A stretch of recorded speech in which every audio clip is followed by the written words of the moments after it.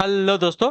Good evening, नमस्कार। आप सभी का एक बार फिर से बहुत बहुत स्वागत है आप सभी के अपने यूट्यूब चैनल परीक्षा की शिक्षा में। आशा करते हो कि आप सभी अच्छे होंगे। आपकी जो तैयारी है बढ़िया तरीके से चल रही। तो जो बच्चे क्लास में फर्स्ट टाइम है, पहली बार आए हैं, नए हैं, उन सभी को बता दें हमारे चैनल पर आपकी जो है बीएड प्रवेश परीक्षा 2024 की आपकी तैयारी रेगुलर बेसिस पर करवा जाए। तो जिसे भी तैयारी पूरी करनी है, कंप्लीट करनी है, चैनल को सब्सक्राइब करके हमारे साथ जुड़ जाएंगे। उसके बगल जो बेल आइकन और बटन दिया गया उसको ऑन कर लेंगे। क्लास का समय देखिए, जीके जीएस की जो क्लास है सुबह 10 बजे डेली आपको हमारे चैनल पर देखने को मिलती है। रीजनिंग की जो क्लास है दोपहर को 1 बजे देखने को मिलती है। कला वर्ग की जो क्लास है शाम को 4 बजे देखने को मिलती है। और जो आपकी हिंदी की क्लास है आपको डेली बेसिस पर आपको 7 बजे देखने को मिलती है। ठीक है। तो क्लासेस जो शेड्यूल आप लोग याद करके रखें, इसी टाइप का क्लासेस से जुड़ना अपनी तैयारी को जो है पूरा और कंप्लीट करना है। ठीक है साथियों।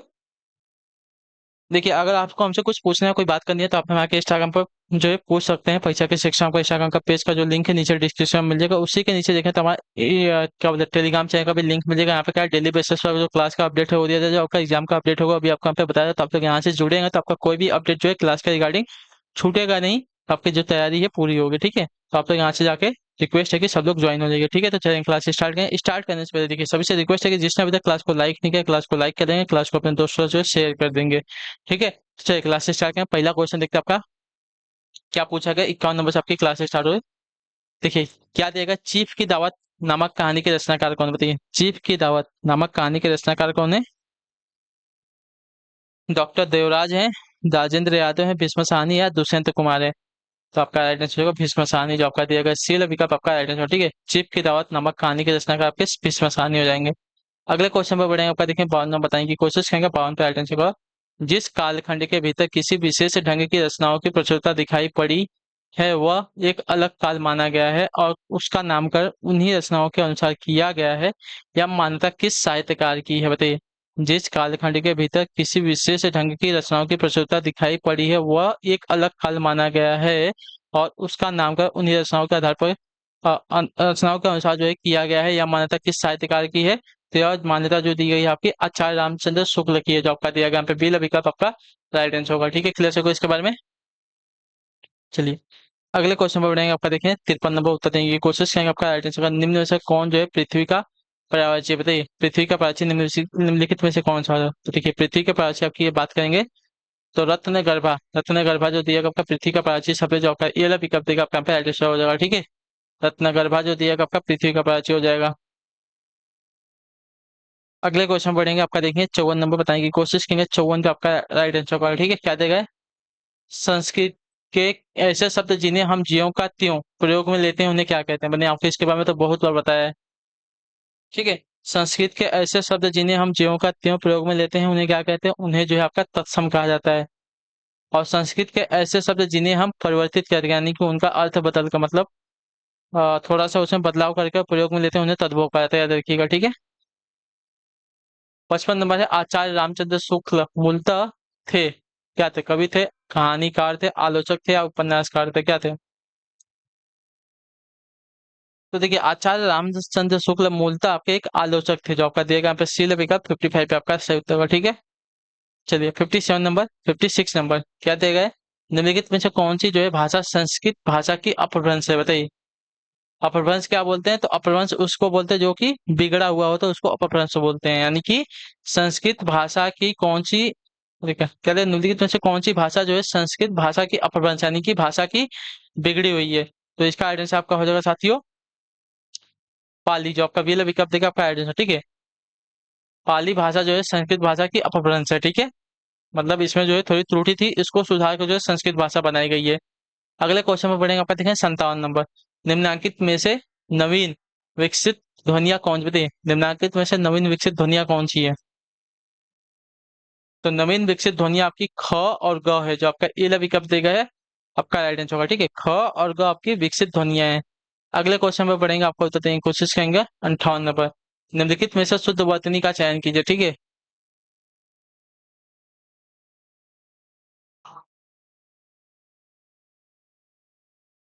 बताइए निम्नलिखित में से शुद्ध ध्वनिया का चयन करना है। तो अपकृति की कौन सी वर्तनी शुद्ध है? अपकृति की जो वर्तनी दी गई है पहली वाली आपके शुद्ध है। ठीक है। अपकृति। अगले क्वेश्चन पढ़ेंगे 59 में बताएंगे कोशिश करेंगे क्षेत्र का निम्नांकित में से कौन सा शब्द जो है वृद्धि संधि का उदाहरण होते, कौन सा शब्द जो है वृद्धि संधि का उदाहरण नहीं है। तो कौन सा शब्द का वृद्धि संधि का उदाहरण नहीं है, तो जो आपका दिया गया पे गुरुपदेश। गुरुपदेश जो आपका वृद्धि संधि का उदाहरण नहीं है, ठीक है, क्लियर है।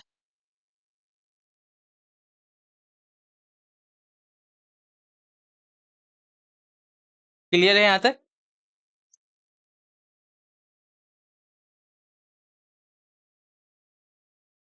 60 नंबर क्या देगा? आचार्य विश्वनाथ प्रसाद मिश्र ने रीति काल को श्रृंगार काल नाम दिया, लेकिन उन्होंने इस पर जो ग्रंथ लिखा उसका नाम हिंदी का श्रृंगार काल नहीं बल्कि उसका नाम क्या है? आचार्य विश्वनाथ प्रसाद मिश्र ने रीति काल को जो है श्रृंगार काल का नाम दिया, लेकिन उन्होंने इस पर जो ग्रंथ लिखा उसका नाम जो हिंदी का श्रृंगार काल नहीं बल्कि उसका नाम क्या दिया? तो उसका नाम उन्होंने दिया था हिंदी साहित्य का इतिहास भाग 2, जो आपका दिया गया यहाँ पे डी वाला विकल्प आपका राइट आंसर होगा, ठीक है, क्लियर को। आचार्य विश्वनाथ प्रसाद मिश्र ना, इन्होंने जो रीति काल को श्रृंगार काल का नाम दिया, लेकिन उन्होंने इस पर जो ग्रंथ लिखा उसका नाम हिंदी का श्रृंगार काल नहीं बल्कि उसका जो नाम रखा हिंदी साहित्य का इतिहास भाग 2 रखा, ठीक है। अगले क्वेश्चन पढ़ेंगे 61 नंबर का। निम्नलिखित में से रीति मुक्त कवि की पहचान कीजिए, ठीक है। निम्नलिखित में से रीति मुक्त कवि की पहचान करें। देखिए, रीति मुक्त कवि की पहचान आपके यहाँ पे घनानंद, जो आपका ये विकल्प देगा आपका राइट आंसर, ठीक है। रीति मुक्त कवि आपके यहाँ पे घनानंद, जो आपका ये विकल्प देगा 61 पे आपका सही। अगला क्वेश्चन 62 नंबर बताने की कोशिश करेंगे। 62 पे आपका राइट आंसर का भाषा मुंशी के नाम से किसे जाना जाता है? भाषा मुंशी के नाम से जो है किसे जाना जाता है? तो भाषा मुंशी के नाम से जो आपका देखिए लल्लू लाल जी को जाना जाता है, जो आपका डी वाला विकल्प देगा आपका राइट आंसर होगा, ठीक है। भाषा मुंशी के नाम से लल्लू लाल जी को जाना जाता है, ठीक है, क्लियर है। अगले क्वेश्चन पढ़ेंगे 63 में बताने की कोशिश करेंगे। 63 पे से तो जाटू किस बोली का उपनाम है? बताइए, जाटू जो है किस बोली का उपनाम है? तो जाटू जो दिया गया आपका देखिए बांगुर बोली का उपनाम है, जो आपका दिया गया यहाँ पे पीला विकल्प आपका राइट आंसर, ठीक है। जाटू जो दिया गया है आपके यहाँ पे बांगुर बोली का उपनाम है, ठीक है। चलिए अगला है आपका देखें 64 नंबर। क्या देगा बताने की कोशिश करेंगे। आपका कालक्रम की दृष्टि से निम्नलिखित उपन्यासों क्या देगा? कालक्रम की दृष्टि से निम्नलिखित उपन्यासों का सही अनुक्रम बताइए, ठीक है। तो देखिए, भूतनाथ, कब तक पुकारो, डूबते, मस्तूल, अंतिम अड़ रहे। देखिए, कालक्रम की दृष्टि से सही क्रम हो जाएगा, ठीक है। उपन्यासों का सही क्रम हो जाएगा भूतनाथ, कब तक पुकारो, दुबते, मस्तूल और अंतिम अड़ाएं, ठीक है। अगले क्वेश्चन बढ़ेंगे आपका 65 नंबर। 65 बताने की कोशिश करेंगे आपका राइट आंसर। जब किसी अभिप्राय से एक वस्तु या व्यक्ति के अनेक प्रकार का वर्णन किया जाए तो वह क्या कहलाता है? जब किसी अभिप्राय से एक वस्तु या व्यक्ति का अनेक प्रकार से वर्णन किया जाए तो वह क्या कहलाता है? तो वह आपका कहलाता है साथ यहाँ पे उल्लेख, जो आपका दिया गया डी विकल्प आपका राइट आंसर, ठीक है।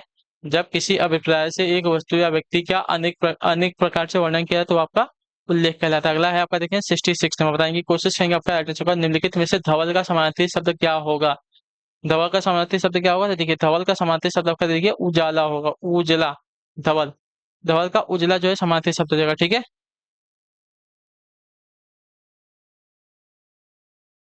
अगले क्वेश्चन बढ़े आपका देखें 67 नंबर बताने की कोशिश करेंगे आपका। भागीरथी निम्न में से किसकी पर्यायवाची है? बताइए, सरिता की, गंगा की, यमुना की, निर्झरी की।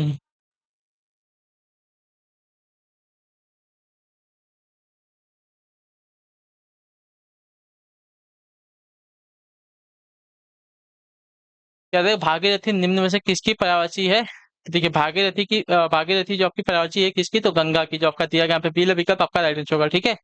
अगला आपका देखें 68 नंबर उत्तर देने की कोशिश करेंगे। 68 पर राइट आंसर सत्याग्रह का सही संधि विच्छेद क्या होगा? बताइए, सत्याग्रह का सही संधि विच्छेद क्या होगा? देखिए, सत्याग्रह का सही संधि विच्छेद अगर देखने जाएंगे साथियों यहाँ पे हो जाएगा सत्य प्लस आग्रह, जो आपका डीला विकल्प देगा आपका राइट आंसर, ठीक है। सत्याग्रह का सही संधि आपका सत्य प्लस आग्रह होता है, ठीक है, क्लियर है। अगले क्वेश्चन पर बढ़ेंगे आपका देखें 69 में बताने की कोशिश करेंगे आपका। किसी के पास रखी दूसरे की वस्तु इस वाक्य के लिए उचित शब्द का चयन करना, ठीक है।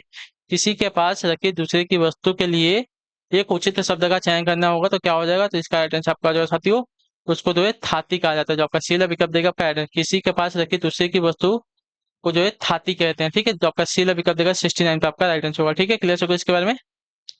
अगले क्वेश्चन में बढ़ेंगे आपका 70 नंबर बताने की कोशिश करेंगे। 70% निम्नलिखित में से कौन सी पुस्तक जो है प्रेमचंद द्वारा लिखित नहीं है? बताइए, निम्नलिखित में से कौन सी पुस्तक आपकी प्रेमचंद के द्वारा लिखित नहीं है? तो प्रेमचंद के द्वारा लिखित पुस्तक आपकी जो दी गई है यहाँ पे जय पराजय नहीं है, ठीक है। कायाकल्प, रंगभूमि, प्रेमाश्रय ये सभी आपकी प्रेमचंद की पुस्तकें हैं, लेकिन जय पराजय आपकी देखिए प्रेमचंद की पुस्तक नहीं, इतने याद रखिएगा, ठीक है, ठीक है, क्लियर है। चलिए अगले क्वेश्चन पर बढ़े आपका 71 नंबर। क्या देगा बताने की कोशिश करेंगे। राइट आंसर क्या हो जाएगा? हिंदी भाषा की लिपि भारतीय संविधान में किससे स्वीकार किया गया है? ब्राह्मी लिपि को, देवनागरी लिपि को, गुरुमुखी लिपि को या खरोष्ठी लिपि को? तो देखिए इसका ऑप्शन नंबर जो बी दिया गया है देवनागरी लिपि। ठीक है, हिंदी भाषा की लिपि जो है भारतीय संविधान में देवनागरी लिपि स्वीकार किया गया, तो जो आपका बी वाला विकल्प देगा है 71 पे आपका राइट आंसर होगा। ठीक है, अगले क्वेश्चन बढ़ेंगे, आपको 72 नंबर बताने की कोशिश करेंगे। राइट आंसर काशी नागरी प्रचारी सभा के संस्थापक कौन थे? काशी नागरी प्रचारी सभा के संस्थापक कौन थे? तो काशी नागरी क्या देगा, काशी नागरी प्रचारी सभा के संस्थापक की अगर बात की जाएगी तो आपके बाबू श्याम सुंदर दास, जो आपका ए वाला विकल्प देगा आपका राइट आंसर होगा। ठीक है, काशी नागरी प्रचारी सभा के संस्थापक आपके बाबू श्याम सुंदर दास जी थे। ठीक है, क्लियर है। चलिए अगले क्वेश्चन में बढ़ेंगे, आपका 73 उत्तर देने की कोशिश करेंगे। 73 पर राइट आंसर का अशुभ बेला रचना किसकी है बताइए? अशुभ बेला रचना किसकी है? तो अशुभ बेला रचना की अगर बात करेंगे समरेश मजुमदार की है, जो आपका दिया गया यहाँ पे सी वाला विकल्प आपका राइट आंसर। ठीक है, अशुभ बेला रचना जो है किसकी है? तो समरेश मजुमदार की, सी वाला विकल्प जो है 73 पे आपका राइट आंसर होगा। ठीक है, क्लियर होगा इसके बारे में। चलिए अगले क्वेश्चन में बढ़े, देखेंगे ऊपर 74 नंबर बताने की कोशिश करेंगे। 74 प्रश्न का भक्ति आंदोलन का सूत्रपात उत्तर भारत से न होकर दक्षिण भारत से हुआ, इसका मूल कारण क्या था बताइए? भक्ति आंदोलन का जो सूत्रपात है उत्तर भारत से न होकर दक्षिण भारत से हुआ, इसका मूल कारण क्या था? तो इसका मूल कारण था कि दक्षिण भारत जो व्यापारिक केंद्र था जिससे धर्मावलंबी वहां आकर बसे थे, इसके वजह से। ठीक है, दक्षिण भारत जो है व्यापारिक केंद्र था जिससे धर्मावलंबी वहां पर आके बसे थे, इसके वजह से जो है भक्ति आंदोलन का सूत्रपात उत्तर भारत से न होकर दक्षिण भारत से हुआ था। ठीक है, चलेंगे अगले क्वेश्चन में पढ़ेंगे, आपका 75 में बताएंगे की कोशिश करेंगे। 75 पर राइट आंसर कामायनी को फैंटेसी किस विद्वान ने कहा है? कामायनी को फैंटेसी जो है किस विद्वान ने कहा है? मैंने देखिए इसके बारे में कल आपसे पूछा था, तो सिर्फ एक बच्चे ने पुक्की वर्मा ने उसका जो है आंसर दिया था, बाकी किसी ने आंसर दिया ही नहीं है इसका। ठीक है, तो वेल डन कृति, तुम्हारा नाम कृति है तो अपना अच्छा काम करता। ठीक है, कामायनी को फैंटेसी किस विद्वान ने कहा? तो देखिए कामायनी को फैंटेसी आपका कहा था गजानन माधव मुक्ति बोध ने। ठीक है, जो आपका दिया गया यहाँ पे बी विकल्प आपका राइट आंसर। ठीक है, गजानन माधव मुक्ति बोध ने कामायनी को जो है क्या कहा था? फैंटेसी कहा था, याद रखिएगा। ठीक है, अगले क्वेश्चन पे बढ़ेंगे, आपका देखें 76 नंबर क्या देगा, देश में एकमात्र किस राज्य की राज्य भाषा अंग्रेजी है? सिक्किम की, नागालैंड की, मिजोरम की या मणिपुर की? तो इसका राइट आंसर आपका जो साथी हो नागालैंड की, जो आपका दिया गया बी विकल्प आपका राइट आंसर। ठीक है, नागालैंड की जो राजभाषा आपकी अंग्रेजी है। अगले क्वेश्चन बढ़ेंगे ऊपर 76 नंबर उत्तर देने की कोशिश करेंगे। 77 पर राइट आंसर बिहारी निम्नलिखित में से किस काल के कवि थे? वीर गाथा काल के, भक्ति काल के, रीति काल के, आधुनिक काल के? तो बिहारी की अगर बात करें तो बिहारी जो है आपके यहाँ पे देखिए रीति काल के कवि थे, जो आपका दिया गया यहाँ पे सी वाला विकल्प 77 पे आपका सही उत्तर होगा। ठीक है, क्लियर है। अगले क्वेश्चन बढ़े, आपका देखिए 78 नंबर क्या देगा, आचार्य रामचंद्र शुक्ल कृत हिंदी साहित्य का इतिहास। ठीक है, आचार्य रामचंद्र शुक्ल का जो कृत है हिंदी साहित्य का इतिहास, देखिए हिंदी साहित्य का इतिहास भाग 1 आचार्य रामचंद्र शुक्ल इन्होंने लिखा था, और भाग 2 जो है इसका किसने लिखा है?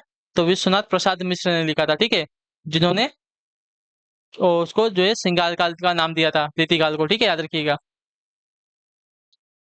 तो इसमें क्या दिया गया, रामचंद्र शुक्ल जो कृत हिंदी साहित्य का इतिहास की अधिकांश सामग्री पुरस्कार प्रकाशन के पूर्व हिंदी शब्द सागर की भूमिका में छपी थी। इस भूमिका में उसका शीर्षक क्या था? इस भूमिका में उसका शीर्षक जो था साथियों, हिंदी साहित्य का विकास विकास था, जो आपका दिया गया पे विकल्प आपका आइडेंटिटी। ठीक है, क्लियर हो इसके बारे में।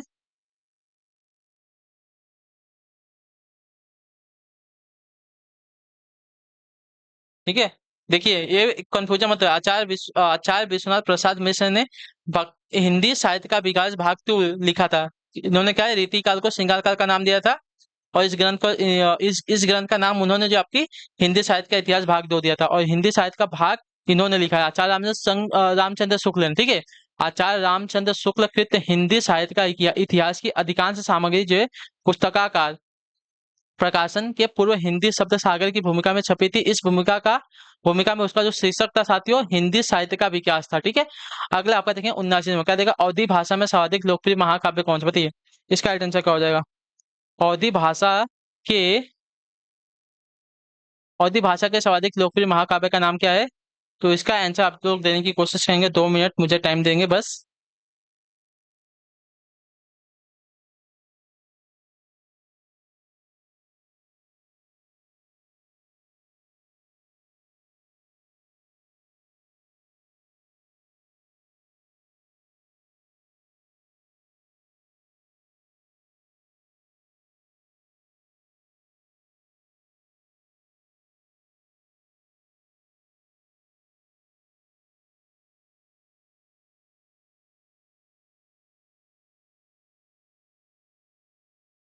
हाँ चलिए, क्या दिया गया है? अवधी भाषा के सर्वाधिक लोकप्रिय महाकाव्य का नाम क्या है? तो देखिए, रामचरितमानस जो आपका डी विकल्प देगा आपका राइट आंसर होगा। ठीक है, क्लियर से इसके बारे में चलेंगे। अगले क्वेश्चन पे उत्तर देने की कोशिश करेंगे, आपका राइट आंसर हो जाएगा। अगला क्वेश्चन आपका क्या दिया गया है? 80 नंबर। जिस कालखंड के भीतर किसी विशेष ढंग की रचनाओं की प्रचुरता दिखाई पड़ी है वह एक अलग काल माना गया है और उसका नामकरण उन्हीं रचनाओं के अनुसार किया गया है। यह मान्यता किस इतिहासकार की है? तो इसके बारे में तो अभी आपको मैंने बताया था ना। ये मान्यता आपके आचार्य रामचंद्र शुक्ल की है। ठीक है, अभी ये क्वेश्चन रिपीट हो गया है तो इसको चलिए आगे बढ़ेंगे, इसको छोड़ देते हैं क्या, सॉल्व तो हो ही गया है। ठीक है, अगला आपका देखें 81 नंबर क्या दिखा है? संदेशनी मधुवन कूप भरे। ठीक है, संदेशनी मधुवन कूप भरे में कौन सा अलंकार लगा ना?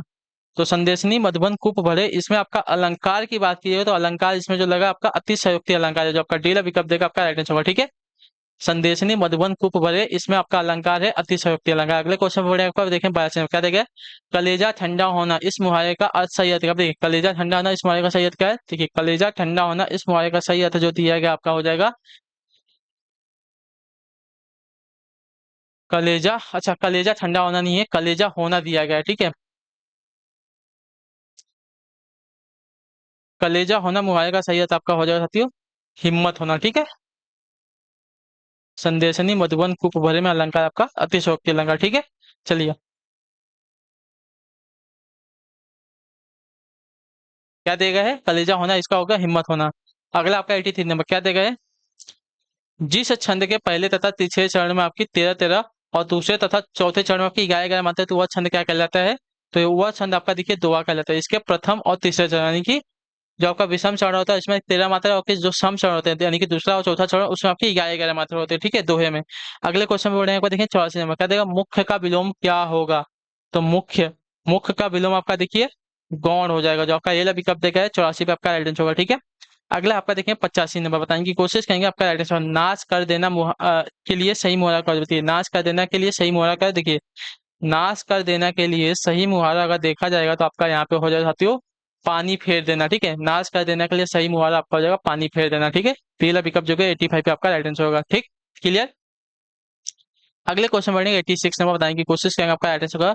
निम्नलिखित में से किससे हिंदी की मूल उत्पत्ति हुई है? बताइए, निम्नलिखित में से किससे जो है हिंदी की मूल उत्पत्ति हुई है? तो हिंदी की मूल उत्पत्ति उत्पत्ति आपकी सौर सैनी अपभ्रंश से हुई है, जो आपका दिया गया यहाँ पे डी विकल्प आपका राइट आंसर होगा। ठीक है, हिंदी की मूल उत्पत्ति जो आपकी सौर सैनी अपभ्रंश से हुई है। ठीक, तो जो आपका दिया गया यहाँ पे डी विकल्प 86 पे आपका राइट आंसर। अगला है आपका 87, बताने की कोशिश करेंगे 87 पे राइट आंसर होगा। निम्न शब्दों में से सही वर्तनी वाले शब्द का चयन कीजिए। ठीक है, निम्न शब्दों में से सही वर्तनी वाले शब्द का चयन करना है। तो यहाँ पे देखिए पूंजीवाद, जिसकी वर्तनी जो दी गई है आपके यहाँ पे शुद्ध। ठीक है, तो निम्न शब्दों में से सही वर्तनी वाला शब्द आपके यहाँ पे पूंजीवाद हो जाएगा, आपका बी विकल्प देगा 87 पे आपका राइट आंसर होगा। अगले क्वेश्चन पढ़ेंगे 88 नंबर, 88 नंबर, बताने की कोशिश करेंगे आपका राइट आंसर हो जाएगा। रोग पीड़ित में प्रयुक्त हुए समास को पहचानिए। बताइए, रोग पीड़ित यानी कि रोग से मुक्त, सॉरी रोग से मुक्त नहीं, रोग पीड़ित यानी कि रोग से पीड़ित, तो इसमें आपका हो जाएगा साथ तत्पुरुष समास, जो आपका दिया गया यहाँ पे डी विकल्प आपका राइट आंसर होगा। ठीक है, रोग पीड़ित में आपका तत्पुरुष समास लगा। ठीक है, अगले क्वेश्चन में बढ़ेंगे, आपको उत्तर देने की कोशिश करेंगे, आपका राइट आंसर हो जाएगा। ठीक है, क्या देगा ये? 89 नंबर। ठीक है, निम्नलिखित में से किसे जो है रसराज कहा जाता है? रसराज जो है आपका देखिए यहाँ पे कहा जाता है श्रृंगार रस को। ठीक है, रसों का राजा श्रृंगार रस को कहते हैं, जो आपका दिया गया ये वाला विकल्प आपका राइट आंसर होगा। ठीक है, अगले क्वेश्चन बढ़े आपका 90 नंबर, बताने की कोशिश करेंगे 90 पे आपका राइट आंसर होगा। हरिवंश राय बच्चन ने प्रथम बार जीवन और मानवीयता के प्रति अपने कौन भावों की वाणी किस कृति में दी थी? बताइए, हरिवंश राय बच्चन ने प्रथम बार जीवन और मानवता के प्रति अपने कौन भावों की वाणी किस कृति में दी थी? तो इसका राइट आंसर आपका हो जाएगा साथियों प्रणय पत्रिका में दी थी, जो आपका दिया गया यहाँ पे यह वाला विकल्प आपका राइट आंसर। हरिवंश राय बच्चन ने प्रथम बार जीवन और मानवता के प्रति अपने पूर्ण भावों की वाणी आपकी प्रणय पत्रिका में दी थी, तो जो आपका दिया गया यहाँ पे ये वाला विकल्प आपका राइट आंसर। अगला क्वेश्चन पर आपका देखें 91 नंबर, उत्तर देने की कोशिश करेंगे राइट आंसर। अभिज्ञ, अभिज्ञ का विलोम शब्द क्या है? देखिए, अभिज्ञ के विलोम की बात करें तो आपका अनभिज्ञ होता है, जो आपका दिया गया बी वाला विकल्प आपका राइट आंसर होगा। ठीक है, अभिज्ञ का विलोम आपका अनभिज्ञ। अगला क्वेश्चन देखिए आपका 92 नंबर, 92 नंबर क्या देगा? तुलसी गंग सद्दुए, क्या गए? तुलसी गंग दुए भय सुखविन के सरदार, या किसका कदम थे? तुलसी गंग दुए भय सुखविन के सरदार, यह किसका कथन है? तो यह कथन जो दिया गया आपका यहाँ पे देखिए भिखारी दास जी का है, जो आपका दिया गया यहाँ पे सी विकल्प आपका राइट आंसर, ठीक है। तुलसी गंग दुबे भय सुखविंद के सरदार, यह जो कथन दिया गया आपका यहाँ पे भिखारी दास जी का है, ठीक है। तो जो आपका सी विकल्प देगा आपका यहाँ पे राइट आंसर। अगले क्वेश्चन पढ़ेंगे, बताएंगे 93 में बताएंगे कोशिश करेंगे आपका जो व्यर्थ की बातें करता हो इसके लिए एक शब्द सही शब्द का बताइए।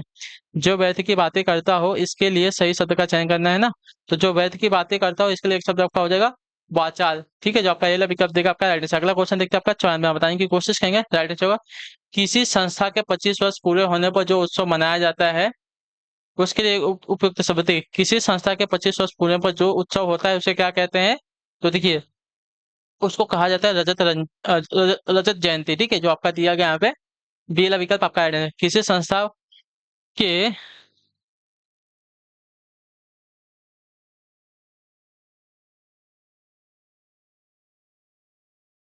किसी संस्था के 25 वर्ष पूरे होने पर जो उत्सव होता है उसको जो है रजत जयंती कहते हैं। अगला है आपका देखेंगे 95, कबीर दास जी की मृत्यु किस सन में हुई थी? बताइए कबीर दास जी की जो मृत्यु है किस सन में हुई थी? तो इनकी जो मृत्यु थी 1518 ईस्वी में। जो आपका दिया गया पहला विकल्प आपका राइट है। कबीर दास जी की मृत्यु आपको 1518 ईस्वी में हुई थी। अगला आपका देखें 96 नंबर क्वेश्चन, बताने की कोशिश करेंगे 96 पे आपका सही उत्तर क्या हो जाएगा? खड़ी बोली का अरबी फारसी में रूप क्या? बताइए खड़ी बोली का अरबी फारसी में रूप क्या? तो देखिए खड़ी बोली का अरबी फारसी में रूप आपका उर्दू भाषा है। जो आपका दिया गया यहाँ पे सी विकल्प आपका 96 पर राइट आंसर। अगला क्वेश्चन देखिए 97 में क्या देगा?